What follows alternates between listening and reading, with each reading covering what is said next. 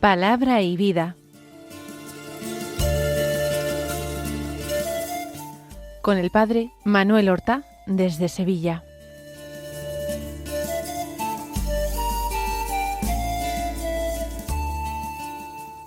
En el nombre del Padre, y del Hijo, y del Espíritu Santo. Amén. Alabados sean Jesús y María. Muy buenos días, queridos amigos, oyentes de Radio María y seguidores del programa Palabra y Vida. Hoy es el viernes de la cuarta semana de Pascua. No olvidemos que nos encontramos en el mes de María, en el mes de la Virgen. No olvidemos que tenemos que ofrecerle cada día algún pequeño obsequio, ser fieles al rezo del rosario, practicar una devoción del mes de mayo. Que todo esto que parece sencillo, que a algunos les parece como cosa del pasado o cosa de niños, tiene extraordinarios frutos espirituales, y toda la honra que le hagamos a su madre, la Santísima Virgen, Jesucristo su Hijo, que es muy buen Hijo, no la dejará sin recompensa. Vamos nosotros, como cada día, a escuchar con atención la palabra de Dios y vamos a tratar de aplicarla a nuestras vidas, encontrando en ella una guía segura para seguir a Jesucristo, para alcanzar de esta manera la santidad que Dios quiere concedernos como don. Volvemos a tomar la lectura continuada del Evangelio de San Juan. Perdimos las últimas lecturas sobre el capítulo 10 del Buen Pastor. Hoy empezamos el capítulo 14, los versículos 1 al 6, que dicen así: En aquel tiempo dijo Jesús a sus discípulos: No se turbe vuestro corazón, creed en Dios y creed también en mí. En la casa de mi Padre hay muchas moradas, si no os lo habría dicho, porque me voy a prepararos un lugar. Cuando vaya y os prepare un lugar, volveré y os llevaré conmigo, para que donde estoy yo, estéis también vosotros. Y a donde yo voy, ya sabéis el camino. Tomás le dice: Señor, no sabemos a dónde vas, ¿cómo podemos saber el camino? Jesús le responde: Yo soy el camino y la verdad y la vida. Nadie va al Padre sino por mí. Es un texto muy importante, un texto que es bellísimo y que vamos inmediatamente a meditar frase a frase. Estamos en el contexto de la última cena. Jesús, en el capítulo anterior de San Juan, en el capítulo 13, ha realizado el magnífico signo de lavar los pies a sus discípulos, entregándoles el mandamiento nuevo: que os améis los unos a los otros como yo os he amado. Y ahora en el siguiente capítulo, el capítulo 14, el Señor sigue dando instrucciones, enseñanzas a los suyos. Empieza así: No se turbe vuestro corazón. ¿Por qué habría de turbarse el corazón de los discípulos? Desde luego aquella noche tenían el corazón cargado de negros presentimientos. Había una verdadera tragedia que se mascaba en el ambiente. no estaban seguros de en qué iba a consistir ni cuándo iba a estallar esta tragedia, pero todos intuían que el Señor en Jerusalén se había metido en la boca del lobo, que allí en la ciudad santa tenía demasiados enemigos entre los sumos sacerdotes del templo y también entre los ancianos y entre los escribas fariseos. Pero quizás el Señor, cuando dice no se turbe vuestro corazón, se está refiriendo más bien a lo que va a ocurrir cuando Él ofrezca el sacrificio de su vida en la cruz. Entonces vendrá la gran turbación, vendrá la gran tribulación para los discípulos. Entonces vivirán un escándalo para el que no encontrarán respuesta. ¿Cómo ha sido posible que el Señor, que había manifestado a lo largo de su vida pública tanto poder, tanta autoridad, cómo el Señor había podido sucumbir de esta manera, aparentemente sin lucha y sin defensa? ¿Cómo eso era posible? ¿Cómo Dios mismo desde el cielo no había intervenido para salvar a su Hijo muy amado? ¿Cómo era eso posible? Los apóstoles tienen todavía que asentar en sus corazones las enseñanzas de Jesús. Todavía no las comprenden, quizás las han retenido en su memoria.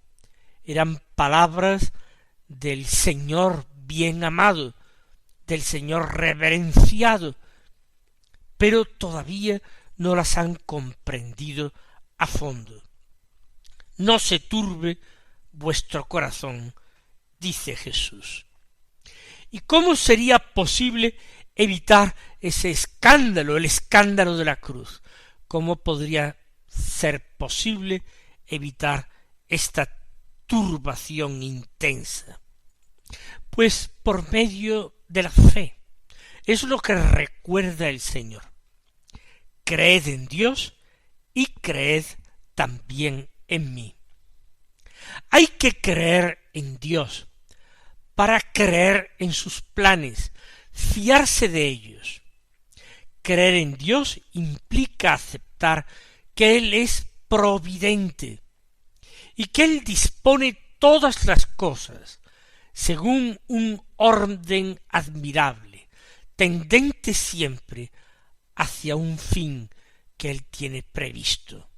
Creer en Dios implica ser confiados, plenamente confiados en la divina providencia. Abandonarse en manos del Señor es creer en Él. Pero junto a creer en Dios, Jesús dice, y creed también en mí. En muchas ocasiones en los evangelios, Jesús reivindica su divinidad. Y aquí lo está haciendo también al ponerse a la par con el Padre, con Dios. Creed en Dios, creed también en mí. Luego Jesús es objeto de la fe teologal, de la fe como virtud teologal. Por tanto, Jesús tiene que ser Dios porque ningún hombre puede ser objeto de fe. Creed en Dios y, además, y también creed en mí. Porque Jesús es, como ha dicho en este mismo Evangelio, al final, camino y verdad y vida. Necesitamos abrazarnos a Él, necesitamos creer en Él para seguir ese camino que es el único camino que conduce a la vida, el único camino que lleva a la salvación. Por eso Jesús dice: no se turbe vuestro corazón, remedio, creed en Dios y creed también en mí. Claro, si los apóstoles meditaban estas palabras en ese momento, podrían encontrar nuevos motivos de turbación. ¿Cómo iban a poder confiar en Jesús, creer en Jesús? ¿Cómo era posible que él se pusiera a la altura de Dios? ¿No era esa un atrevimiento, una blasfemia y algo verdaderamente intolerable? ¿Cómo era posible? ¿Cómo Jesús reclamaba fe en Dios, pero también fe en él mismo?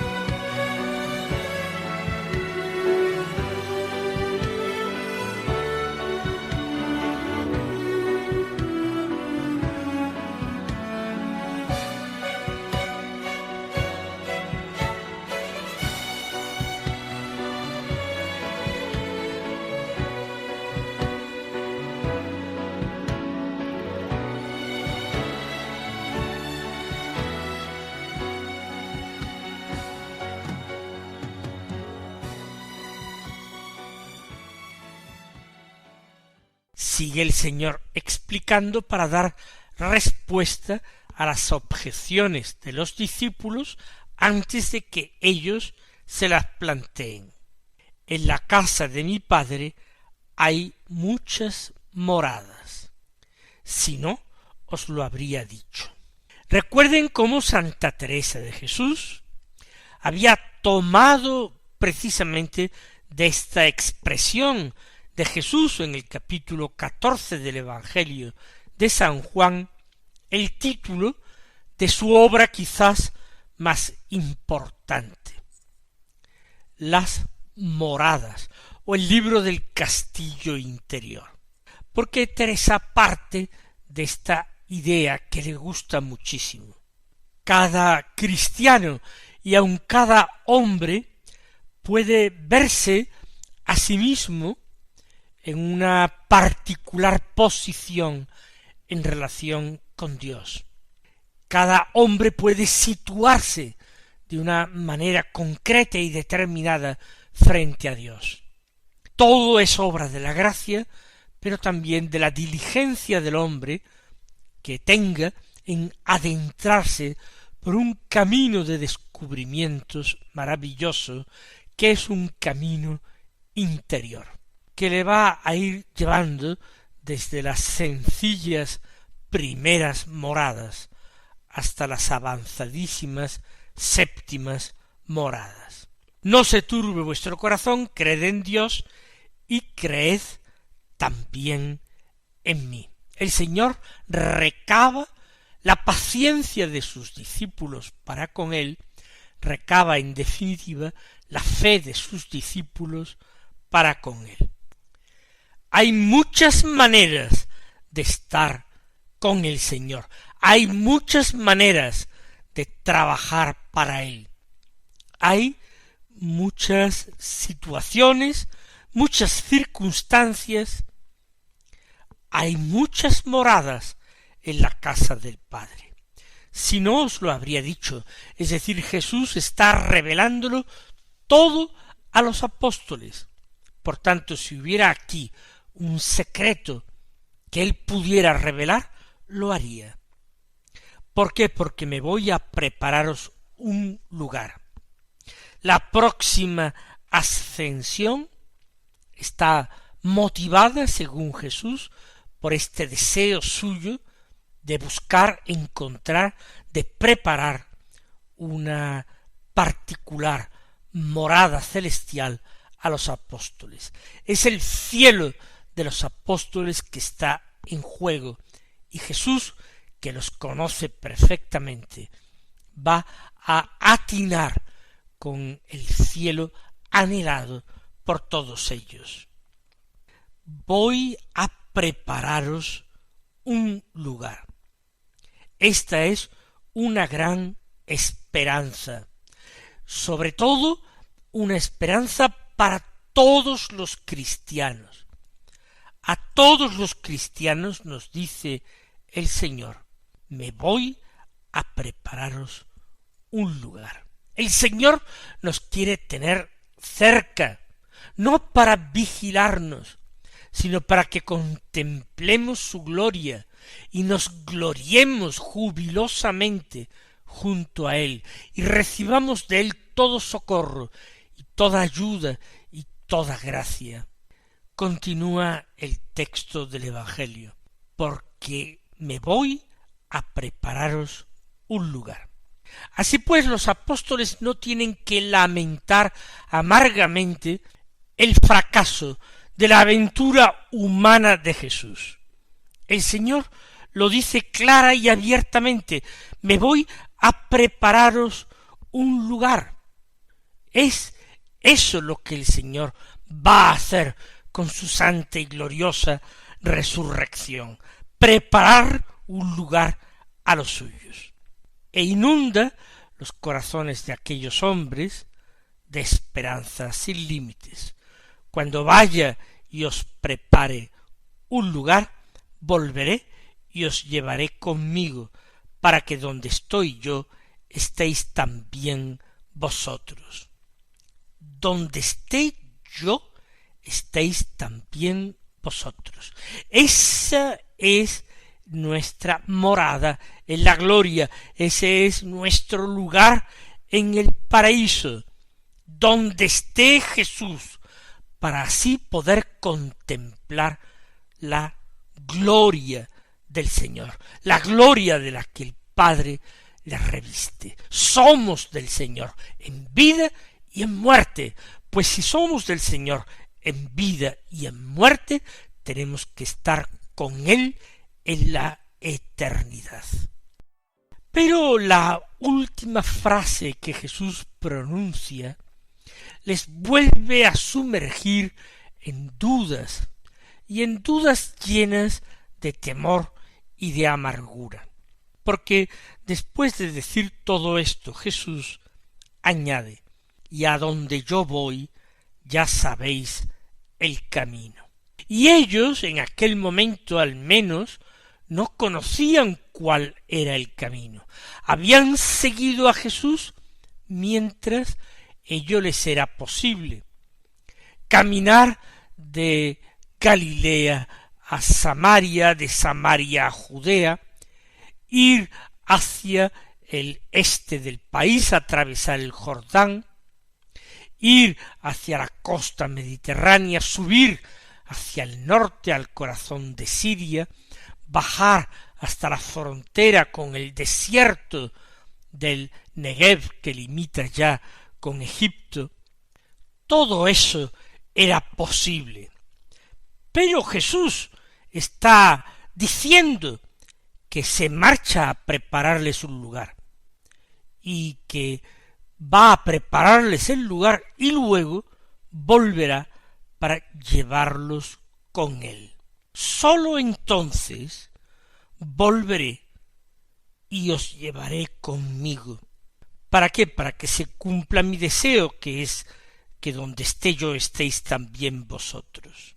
Y añade el Señor: y a donde yo voy, ya sabéis el camino. Y esto último les exaspera, esto último les llena de impaciencia y de temor. ¿Cómo que ya sabemos el camino? No lo saben. ¿Qué está diciendo Jesús? ¿A dónde se marcha? ¿Por qué ellos no pueden ir con él como otras veces? Sólo Tomás es capaz de verbalizar esta perplejidad en que están sumidos. Este apóstol dice: Señor, no sabemos a dónde vas, ¿cómo podemos saber el camino? Si no se conoce la meta a la que uno se dirige, difícilmente se podrá trazar el rumbo. No sabemos a dónde vas, no podemos saber el camino. Y estas palabras de Tomás desencadenan una de las más maravillosas, perfectas y completas revelaciones de Jesús en los evangelios. Jesús le responde: yo soy el camino y la verdad y la vida. No hay que buscar ningún camino lejos de mí. Jesús concentra en su persona toda la buena noticia, la condensa en sí mismo. Por tanto, yo soy el camino. Lo sabíais, aunque no eres capaces de atinar a decirlo. Tomás se equivoca y sin embargo es muy bueno que tome la palabra, que exprese lo que siente, porque de esta manera permite que el Señor se siga explayando y explicando las cosas a sus discípulos. Él dice: Señor, no sabemos a dónde vas, ¿cómo podremos saber el camino? En la lógica humana el razonamiento es perfecto. Para Dios no existe ya esta lógica impecable. En Jesús solamente subsiste la lógica del amor al Padre y a los hermanos. No sabemos a dónde vas, ¿cómo podemos saber el camino? Y la última revelación de Jesús, que ¿cómo podemos saber el camino? Yo soy el camino y la verdad y la vida. Nadie va al Padre sino por mí. Vamos a dar gracias al Señor porque se nos da y se queda con nosotros como camino y como verdad y como vida. Se impone en nuestras manos para que lo amemos, para que lo investiguemos, para que lo sigamos. Por eso el Señor, tras decir yo soy el camino y la verdad y la vida, añade: nadie va al Padre sino por mí. Mis queridos hermanos, que el Señor os colme de bendiciones y hasta mañana si Dios quiere.